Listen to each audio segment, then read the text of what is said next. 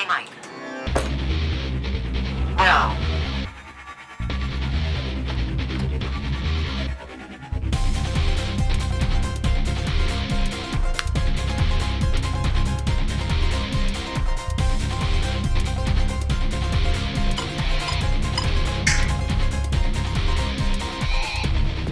Hi everybody, Mike again with another edition of Mike's Epic Podcast. Today we're in the video lab and we're going to give you a quick preview of how to get started in Final Cut Pro 10, 10.3. Let's get started. I've opened up Final Cut Pro 10 and my goal is to show you how easy it is to get started. Final Cut Pro is one window with lots of different panes that can be changed in their size and appearance depending on what phase in the project you're working on. Over here is the library, and that's a list of all the different assets and projects that you can have open. This is the browser window, which will view the different assets, and as we skim over those with the mouse and our red skim line, we can see they show up in the viewer window. Below this is our timeline. This has a numbered time code index with elements stacked and connected from left to right to produce our timeline. I'm going to make a new project under File, New, and the largest container is called a library. So we're going to create a new library, and let's call it Final Cut Pro 10-3 Demo. I'm going to put that into the folder of My Libraries on the server. Let's close the inspector window. Inside our library of Final Cut Pro 10, we've got an event. Events are stored inside libraries. And inside this event, I want to make a new project. I'm going to call this project, or a timeline, the Final Cut Pro demo. I've made this not automatic but custom with some different settings, and we can talk about that later. Now I've got more or less a blank interface with a blank project listed in my event, showing up empty on the timeline. And now I want to import assets into that. There's several ways to import, one of them being a button or Command I. That's going to bring up this import window. As a list of locations here, you'll end up seeing the list of clips and assets down here with a viewer window and some different settings that we can change depending on what we're importing. I know that I've already set up some content on my desktop. So I'm going to click on the desktop once. I'm going to scroll down here to Final Cut Pro Demo. I can click on the disclosure triangle to see everything, but I know that I want that entire folder, so I'm just going to leave that selected. I'm going to double check over here that it's going to add it to my existing event inside my Final Cut Pro 10.3 demo library. Click in the gray space to dismiss that. I could copy these into the library or leave in place. In this case, they're already on the desktop. I'm going to leave those files in place. I'm going to take keywords from the folder. Again, Final Cut Pro is database driven, and I'm going to optimize my media. Let's click on Import Selected. Now, this will process for a little while, but it'll process it in the background. I can close that window, and I already see a thumbnail representation of all my different clips and assets here in the browser window. Let's start marking some favorites. Again, as a database, I can tag things with different words. I see here I've got some sections that are an interview.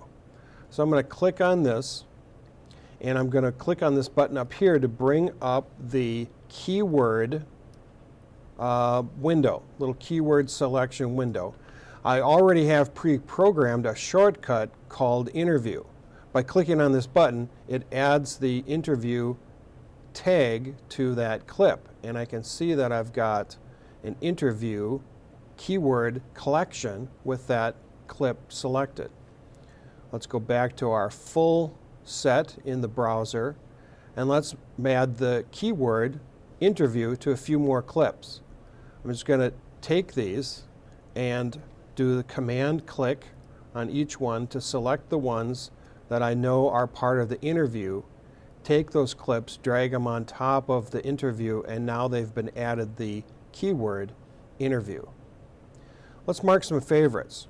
I know this is a project about this person who's an aerial helicopter pilot, and I've got some interview clips and also some B-roll of him flying, as well as some music.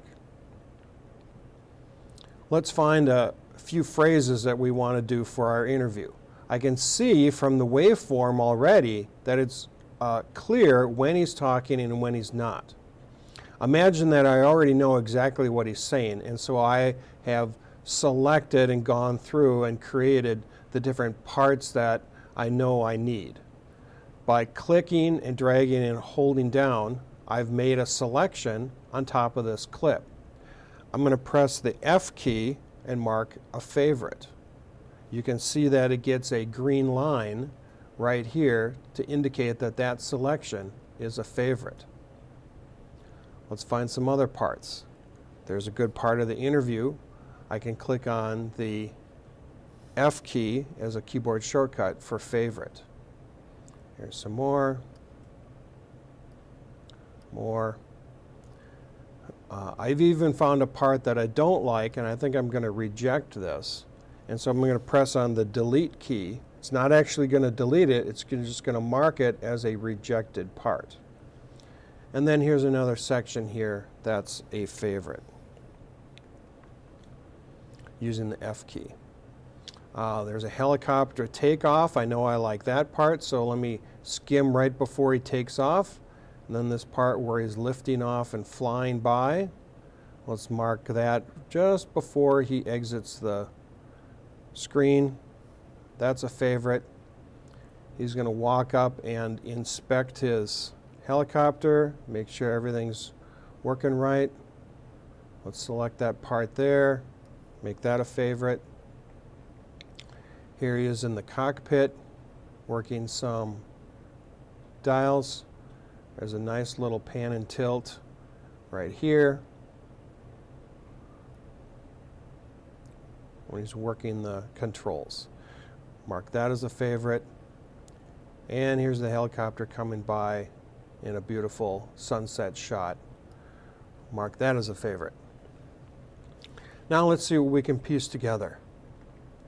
Once we've organized our media, now we want to bring it down into the timeline.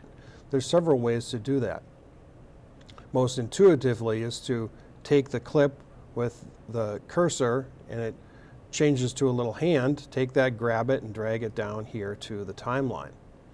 Let's do Command plus to zoom in a little bit, hit the home key. And we can find our different selections and mark those together, dragging them straight down. And you can see that they snap together. So in the magnetic timeline of Final Cut Pro, we're able to easily not have any gaps and bring those right down into the primary storyline.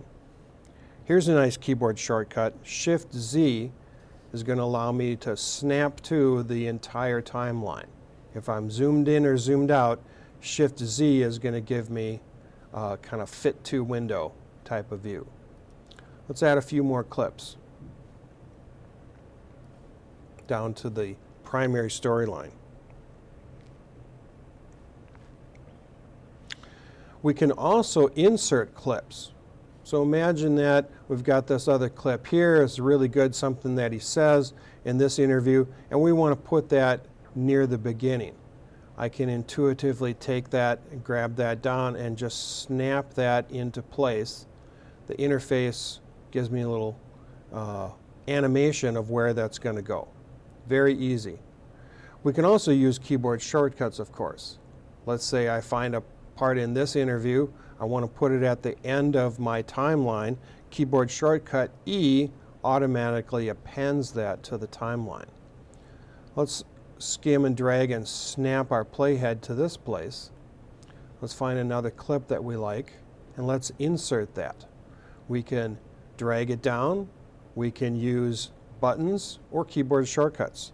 As we can see, the keyboard shortcut for inserting is W, and that inserts it right into place. Shift Z is going to allow us to see our entire timeline. Let's add some music. Just drag that down and put it right below the primary storyline. I can tell from the yellow in my waveform that this is going to be too loud. Green is good, red is bad. Just drag that down. We want to be in the minus 12 decibels. And as we go to the beginning of our project and press the space bar to play it, we can see it's a little bit loud, but we've got some music that fits in there. Let's do this. Let's start with some B-roll of him flying. That'll be a little bit more interesting. So I'm going to select this portion right here and drag that down and snap that to the very beginning of the clip. Oh, that's a little bit long. I can make a change right here in my timeline and drag that a little bit shorter. Let's drag the music forward and connect it like this. The other thing that we can do is while he's talking about flying, let's connect some clips and hear what he has to say while we see him in action. So I'm going to take this clip here and I'm going to connect it on top while he's talking. I realize it's a little bit long. Let me connect it right over this part that he's talking here. So as he's talking,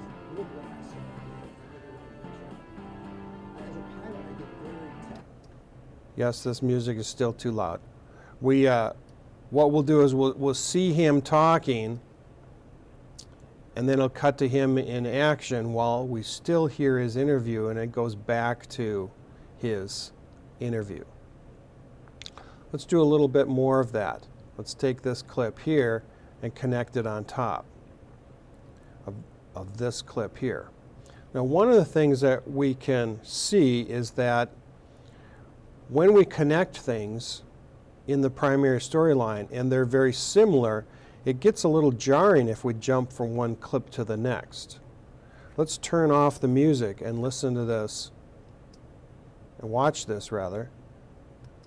You see how he jumps when he talks from one clip to the other? Now we want this to be a kind of a seamless interview, so we want to hide that jump with this B-roll. Let's watch it now. So if he'd be talking, and now we see him talking again, we cover up this cut with B-roll connected on top. We've got a few more things to do to make this project really pop out. How about we add a title to let our audience know what this is about? Up here in the library, there's a button here to show titles and generators. I know that there's a good title called Ink. Let me scroll down a little bit and find that one. And I'm going to put this one, I'm going to insert it sort of in the middle here. So let's have a little bit of flight, and then let's have a title, and then we'll go to our interview. Park my playhead over that title. With it selected, I want to get more information, and that would be located in the inspector. By clicking on this button here that looks like it's got a few little adjustment sliders, I bring up a window that's the inspector. Now there's several different tabs here with information about whatever is selected. At this point I could change the font, I could change the color and things like that. I could also change what's the text. I could click right in the viewer window, or I could do it in this window here. Let's click here and double click to select that.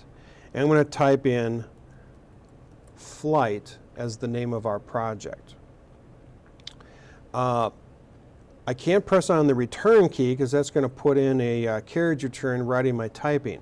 Instead, I'm going to press the escape key.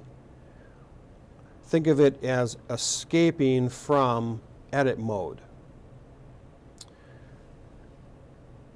Now the bamboo looks good, but it's not quite right. Let's click on this tab, and under background as one of the things we can change, there's lots of different types of material that they've put into this particular title.